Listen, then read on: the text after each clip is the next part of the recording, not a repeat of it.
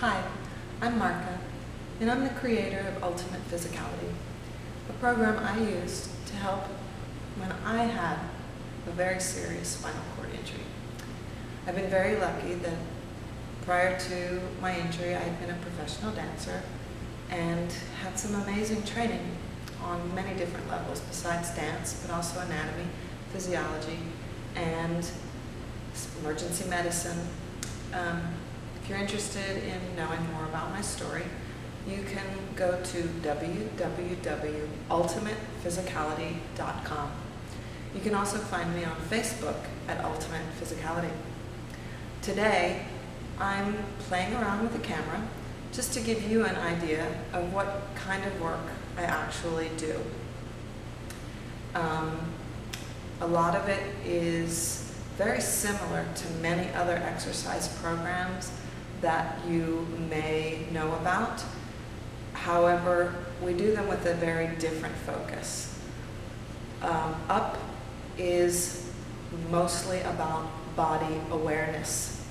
How you are, how you move, how to make yourself move in the most efficient manner.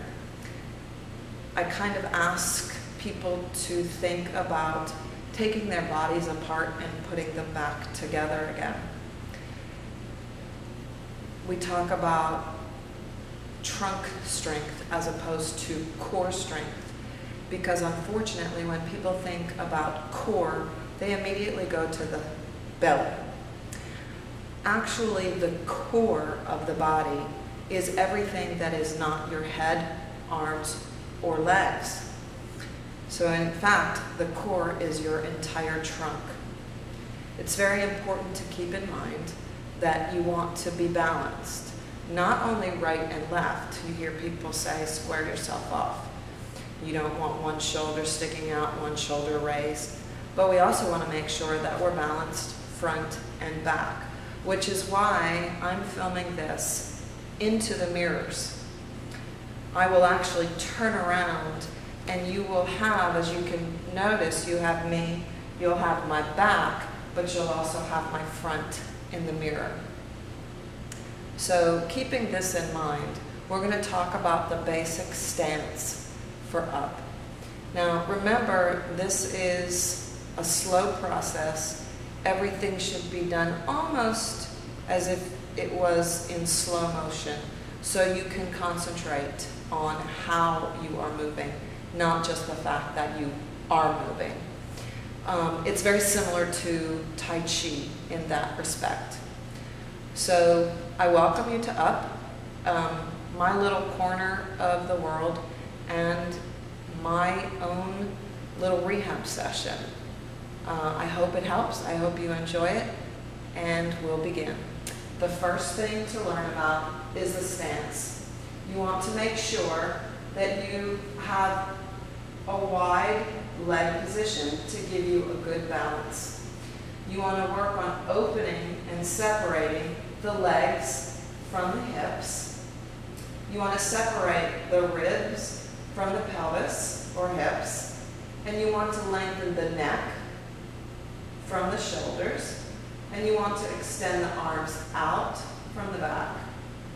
And we begin just by learning to stand.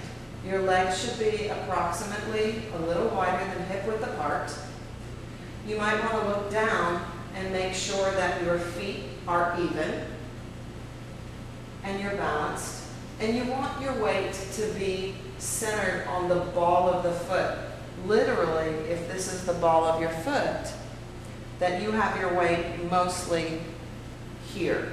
You don't want to roll back on your baby toe. You don't want too much pressure forward and inward. You want to always have your legs set up so the pressure is on the ball of the foot. I tell people to imagine that they have a puff of air under the toes, puff of air under the heels. It doesn't mean your heels are lifted. It just means that there's a little puff of air there, so you're not grabbing your toes or pressing back and pushing into the heels. You want to work the energy on the insides of the legs as if you were pushing your legs together rather than pulling up from the outside and working the quadriceps, popping and locking the legs. So the smoother and easier you get, the longer the muscle. The longer the muscle you have, the more you can work it to build strength and length, which is our goal, is to gain as much strength and much length as possible. Concentrate on always squeezing the buttocks. A lot of times you'll hear workout instructors say tuck your pelvis to flatten your back. And you have to be very careful of that, because the truth of the matter is we have a natural curve to the spine, and you want to maintain that natural curve of the spine. You don't want to let your belly hang out, which is why the abdominal cavity is so important to work.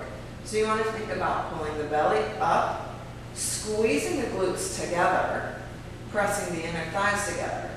And you also want to think about the rib cage coming down and into the belly button.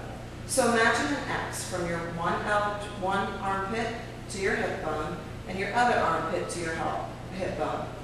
And this X crosses at the belly button. So when you inhale, you expand your lungs, and then as you exhale, you contract your lungs down and in, your lower abs up, your buttocks tightens, and then your shoulder blades go straight down and work the back muscles, the large back muscles, to keep you steady and stable.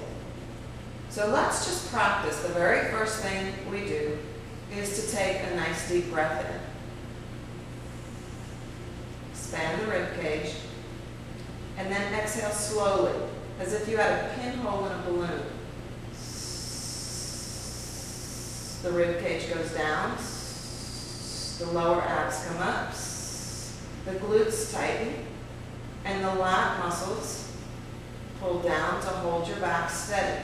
So you're balanced right and left, front and back.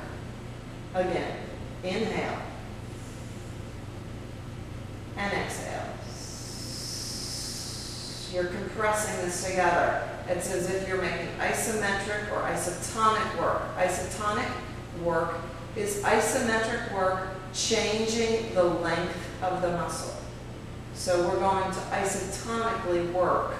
Every single exercise is in fact an abdominal